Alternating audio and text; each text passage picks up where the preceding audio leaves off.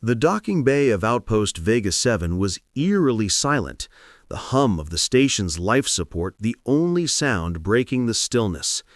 Human crew members moved cautiously along the metal corridors, their boots echoing off the walls. Security Officer Karen's hand rested on his sidearm, eyes scanning the shadows for movement.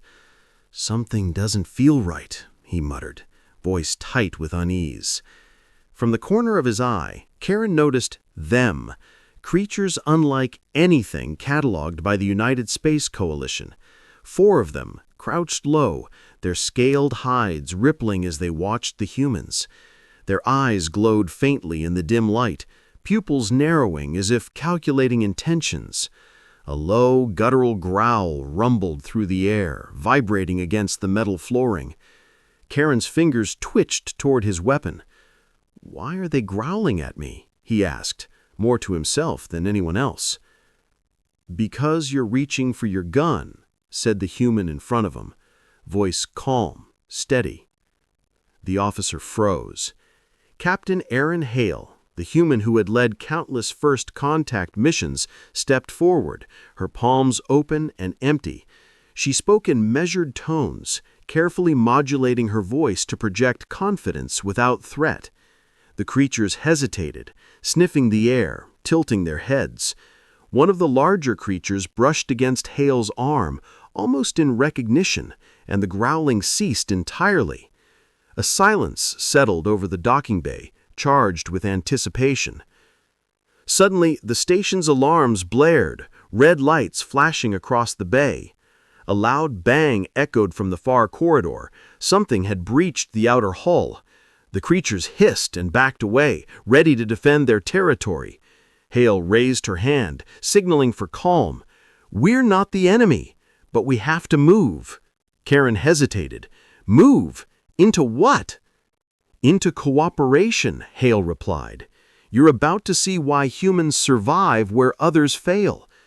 She guided the creatures with gestures, leading them toward the breach.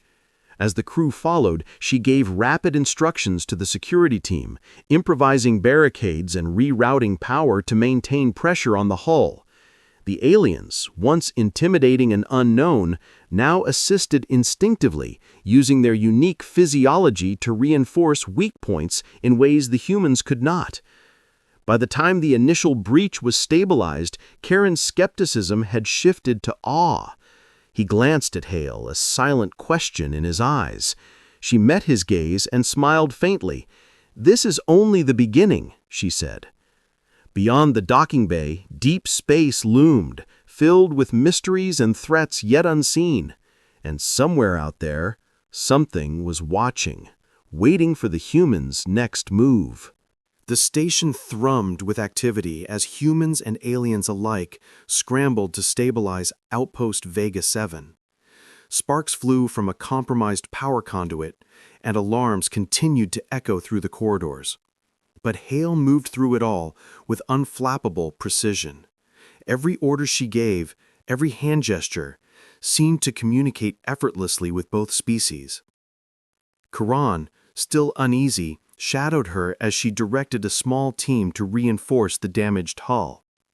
The aliens, sleek, four-limbed predators with scaled hides, moved with surprising coordination, their instincts perfectly complementing human ingenuity. Where humans saw metal panels and wiring, the creatures saw structural weaknesses and gaps only they could reach. Hale guided them with subtle hand signals, her voice calm, a bridge between two species that had never truly met before. A loud groan reverberated through the station as a bulkhead shifted dangerously. Karan froze, ready to fire at a shadowy figure moving near the breach, but Hale stopped him with a firm hand. "Wait," she said, and the shadow froze, recognizing her calm command. The creature sniffed the air and retreated. Karan exhaled sharply. The realization hit him. Humans didn't need to dominate, they needed to understand. Hale's leadership wasn't brute force, it was strategy, empathy, and adaptability. She rerouted power through emergency conduits, instructing one alien to stabilize a failing strut, while another used its claws to secure a loose panel that would have taken human engineers hours to reach. Every move showcased human resourcefulness, thinking outside protocols, improvising under pressure, and leveraging what others would overlook. Then the communications console lit up, displaying a series of cryptic readings from deep space. "Incoming signal," Hale said, scanning the data. "It's unusual. Not a distress call, but something else. Something intelligent." The station's crew gathered around. Karan frowned. "Is it a threat?" Hale shook her head. "We don't know yet, but it's big, and it's coming fast." The aliens growled lowly at the consoles, as if sensing danger before humans could. Hale knelt beside one of the smaller creatures, placing a hand gently on its scaled snout. "We'll handle it together," she whispered. The alien's eyes softened, and it seemed to understand. Suddenly, a secondary alarm shrieked. A meteor strike had punched through an external sensor array. Debris tumbled into the station's docking bay, narrowly missing a human engineer. Hale reacted instantly, directing the aliens to shield the crew and humans to brace the bulkheads. Every decision she made combined instinct and logic, the hallmark of human ingenuity. By the time the chaos subsided, Karan's respect had shifted to awe. The station was battered but intact, and the aliens no longer seemed alien. They were partners, aligned with humans because Hale had demonstrated trust, leadership, and adaptability. She rose, brushing dust from her jacket. "This is why humans survive where others fail," she said quietly, her gaze distant as the incoming signal pulsed across the console. "The galaxy doesn't favor strength or size. It favors ingenuity, cooperation, and courage. And we have all three." In the cold void of space beyond the station, the mysterious signal pulsed again, growing stronger. Whatever was out there, Hale knew one thing: humanity would meet it head-on, unbowed and unafraid. The signal from deep space grew stronger, a rhythmic pulse that resonated through outposts Vega 7. Hale stood on the observation deck, staring at the swirling mass of ships emerging from the void. Unlike any fleet humans had encountered, the vessels were sleek, almost organic, their surfaces pulsing with alien energy. Even the aliens on the station stiffened at the sight, but Hale's calm presence radiated reassurance. "This is it," Curran muttered, gripping his sidearm again, though his hands trembled slightly. "This is what we were preparing for." Hale shook her head. "Not what we were preparing for. This is what humans adapt to." The aliens recoiled instinctively, skittering along the walls and ceilings. Hale turned to them, raising a hand in a gesture that had already become a silent language of trust.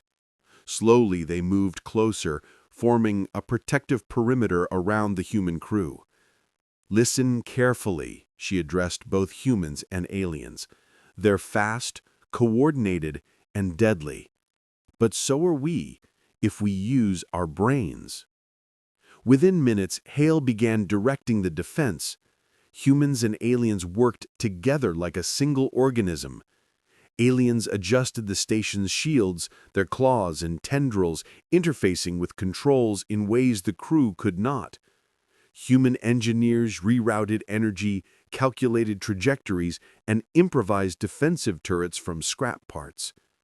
Curran watched Hale coordinate, marveling at how she anticipated every move of the incoming fleet. "How do you know what they'll do?" he asked. Hale's gaze never left the viewport. "We don't, but we can predict the predictable: fear, aggression, assumptions, and we can turn that to our advantage." When the first enemy fighters breached the station's outer defenses, Hale executed a maneuver that left Curran stunned. Using the station's energy pulses in a series of calculated bursts, she drew the alien attackers into a trap. The alien fleet underestimated the humans' ability to improvise, and several ships collided with one another in the chaos. Hale's strategy relied not on firepower alone, but on ingenuity, using environmental hazards, leveraging alien physiology, and exploiting weaknesses the enemy didn't even know they had.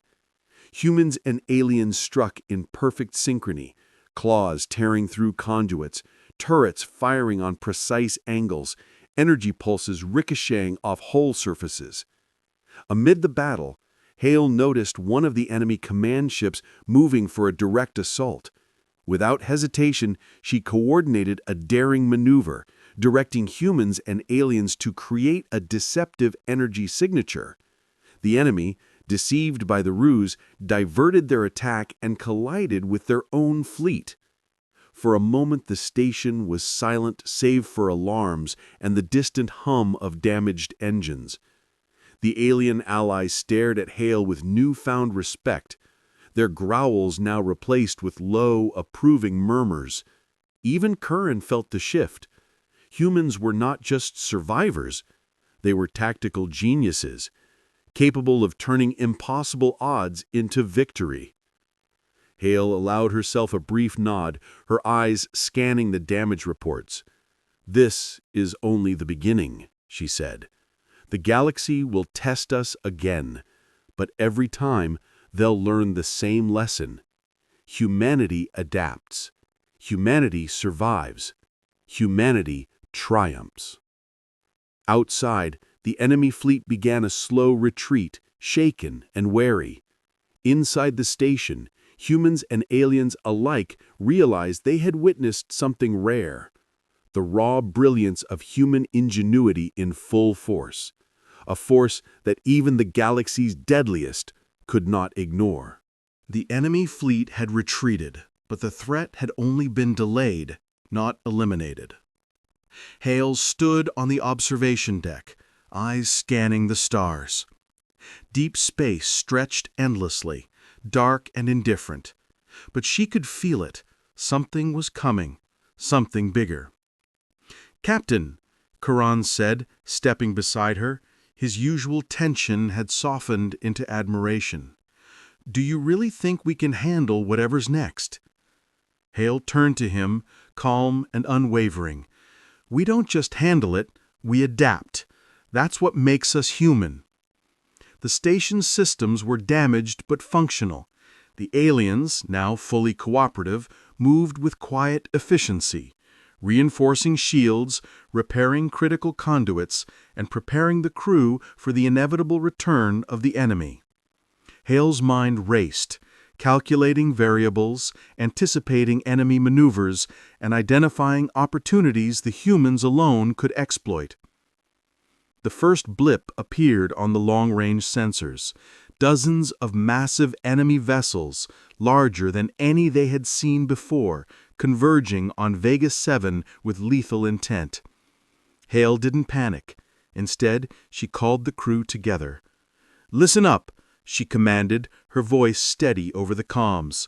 "They expect us to hide, to panic, to surrender to fear. But humans don't run. Humans think.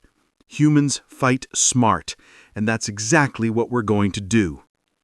The aliens followed her lead instinctively.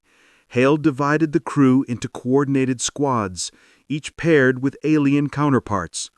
Using debris fields, asteroid belts, and the station's damaged yet functional infrastructure, they created ambush points and traps designed to cripple the enemy fleet. Curran watched astonished as Hale executed her plan.